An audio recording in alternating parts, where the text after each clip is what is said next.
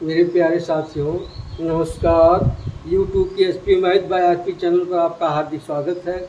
आइए आज हम लोग कक्षा 10 गणित के अंतर्गत समांतर श्रेणी से संबंधित प्रश्नावली 5.1 के प्रश्नों का हल करना सीखते हैं। जैसा कि पिछले वीडियो में हम लोग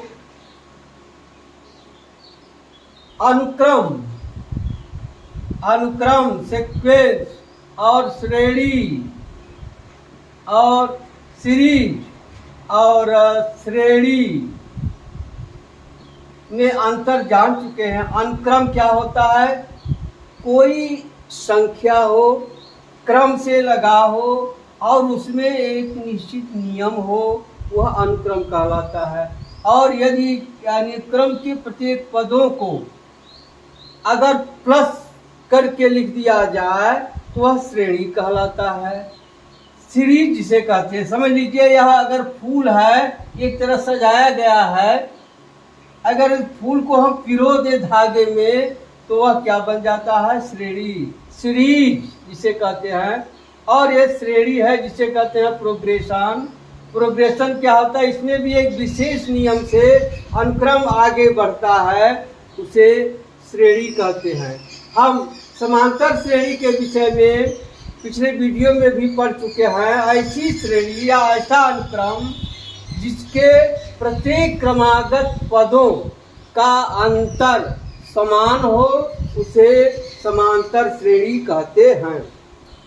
तो उसी समांतर श्रेणी पर आधारित प्रश्न पहला है, निम्नलिखित स्थितियों में से संबद्ध संख्याओं की सूची समांतर श्रेणी है और क्यों? पहला है, प्रत्येक किलोमीटर के बाद का टैक्सी का किराया 15 रुपये है और प्रत्येक अतिरिक्त 8 किलोमीटर के लिए किराया 8 रुपया है। यह समांतर श्रेणी है कि नहीं? अब देखिए, अगर आप टैक्सी में बैठे होंगे, जो मीटर लगा होता है उसमें आप देखे होंगे, जब आप बैठते तो मीटर गिर जाता है। उसी तरह से जब आप यहाँ बैठ गए, माने पहले किलोमीटर का किराया क्या हो गया? दिया है 15। यहाँ पहले किलोमीटर में कितना है? किलोमीटर में 15 रुपये। अब दूसरे किलोमीटर में 15 रुपया या 8 रुपया और मिल गया, कितना हो गया? 15 धन 8 रुपया। अब तीसरे किलोमीटर में 15 और 23 तो यहाँ था ही, अब 23 में फिर 8 जुड़ गया। फिर चौथे किलोमीटर में 23 8 31 है और 31 में फिर 8 जुड़ गया। इस तरह से यह चलता रहेगा। अब इसी को लिख लें हम सूची में या सूची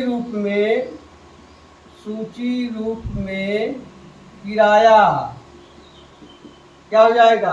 पहले किलोमीटर में 15, दूसरे में है 15 8 23 और तीसरे में है 23 8 31, चौथे में 31 8 39। इस तरह से अब हमें देखना है यह समांतर श्रेणी में है कि नहीं। देखिए 15 8 23 8 31 8 39।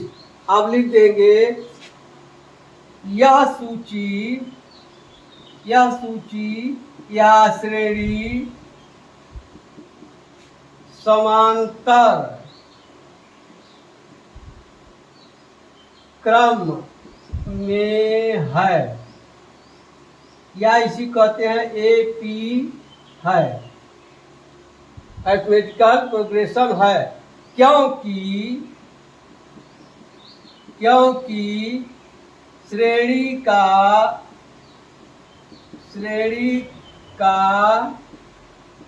प्रत्येक अगला पद पिछले पद से 8 अधिक है, या श्रेणी का सार्वंतर समान कितना है? इसमें 8 समान है। ठीक।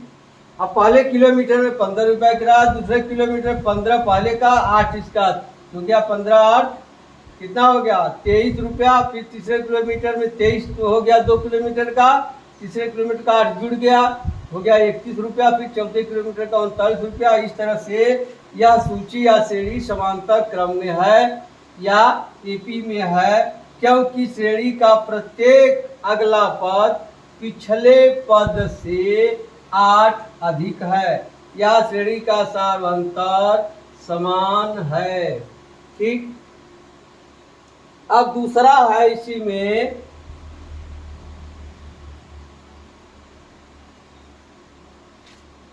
किसी बेलन में उपस्थित हवा की मात्रा, जबकि वायु निकालने वाला पंप प्रत्येक बार बेलन की शेष हवा का 1/4 भाग बाहर निकाल देता है। कोई बेलन है, कोई इस तरह से बेलन है, इसमें हवा भरी है और किसी पंप द्वारा बेलन से हवा निकाला जा रहा है। तो क्या कर रहा है, मान लीजिए बेलन में कुल हवा, माना बेलन में हवा की मात्रा मान लीजिए भी मात्रक है। ठीक। तो क्या कह रहा है, किसी बेलन में उपस्थित हवा की मात्रा, जबकि वायु निकालने वाला पंप, वायु निकालने वाला पंप, पहले तो इसका आयतन क्या था, भी था।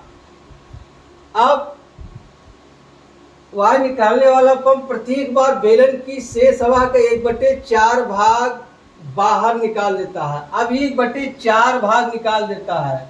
अब भी का 1/4 बराबर कितना होगा, v/4। तब शेष हवा क्या हो जाएगी, शेष हवा बराबर हो जाएगा v माइनस v/4।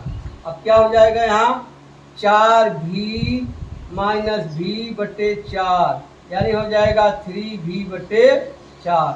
यहाँ क्या हो जाएगा 3v/4।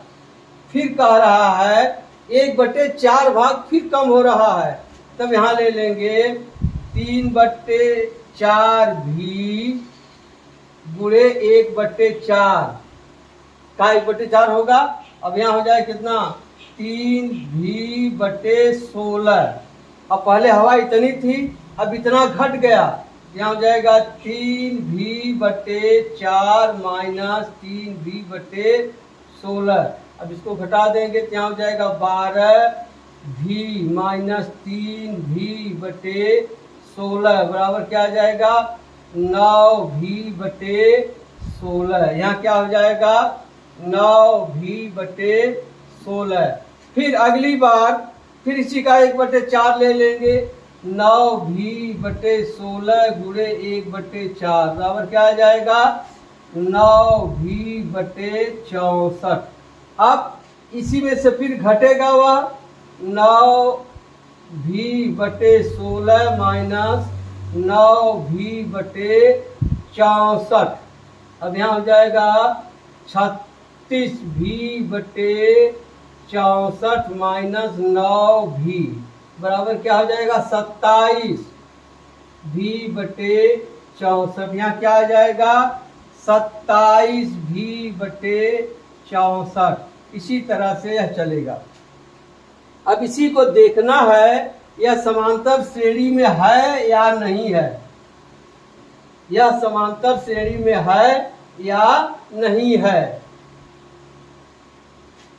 देखिए इसको इस तरह से भी लिख सकते हैं, v 3/4 घाते 1 v, 3/4 घाते 2 v, 3/4 घाते 3 v, इस तरह से।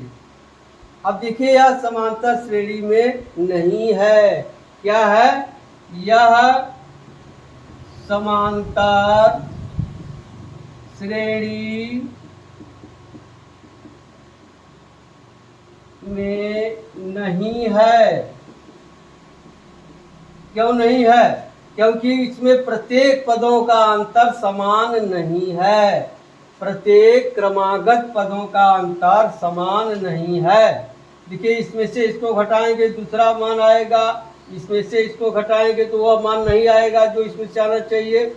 ठीक, अब अगला है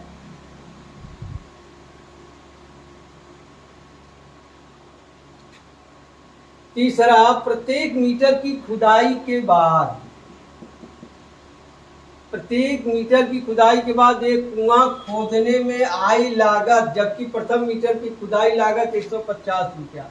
पहले मीटर की खुदाई की लागत कितना है? 150 रुपया। अब दूसरे मीटर की खुदाई कितना है? 50 रुपया और बढ़ गया। 150 पहले मीटर का हो गया, 50 रुपया यह हो गया। इसी तरह से तीसरे मीटर का देखिए 200 है, यहाँ 200 में फिर 50 रुपया बढ़ गया। इसी प्रकार चौथे मीटर का अब यह कितना है? 250 या 200, यहाँ हो जाएगा 250 धन 50 रुपया। अब इसे लिख देंगे सूचीबद्ध, सूची रूप में। क्या हो जाएगा? 150, फिर हो जाएगा 200, फिर हो जाएगा 250, फिर हो जाएगा 300, इस तरह से। अब इसी को बताना है समांतर श्रेणी में है कि नहीं है। तो लिखेंगे हाँ, या लिख सकते हैं हाँ यह AP है, क्योंकि प्रत्येक क्रमागत पदों का अंतर समान है, समान है। देखिए 200 में 150 घटाएंगे 50, 250 में से 200 घटाएंगे 50, 300 में से 250 घटाएंगे 50 आएगा। हो गया, ये तीसरा रहा। अब चौथा है,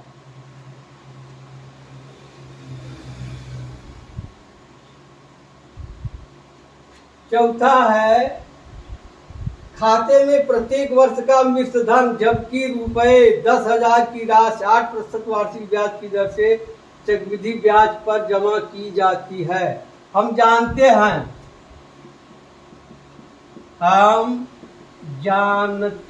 हैं कि A बराबर होता है P 1 धन R/100 घाते n। ये क्या है? चक्रवृद्धि मिश्र धन, और P क्या है? मूलधन, और 1 धन R क्या है? दर बटे 100 घाते समय। अब यही लिखना है। अब लिख लेंगे पहले वर्ष के अंत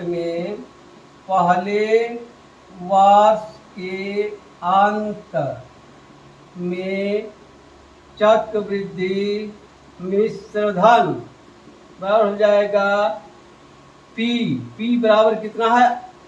दिया है 10,000। 10,000 1 धन R बार कितना? 8/100 घाते 1।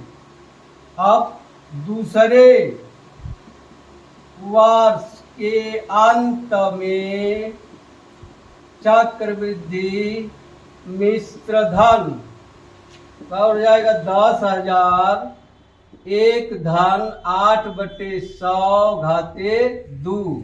इसी तरह से तीसरे वर्ष के अंत में चक्रवृद्धि मिश्र धन हो जाएगा 10,000 1 धन 8/100 घाते 3।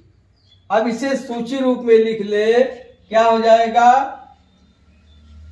10,000 1 धन 8/100 घाते 1, फिर कामा 10,000 1 धन 8/100 घाते 2, कामा 10,000 1 धन 8/100 घाते 3 इसी तरह से बढ़ेगा। क्या यह समांतर श्रेणी में? देखिए इसका 1 घात है, यहाँ 2 घात है, यहाँ 3 घात है। क्या लिख देंगे?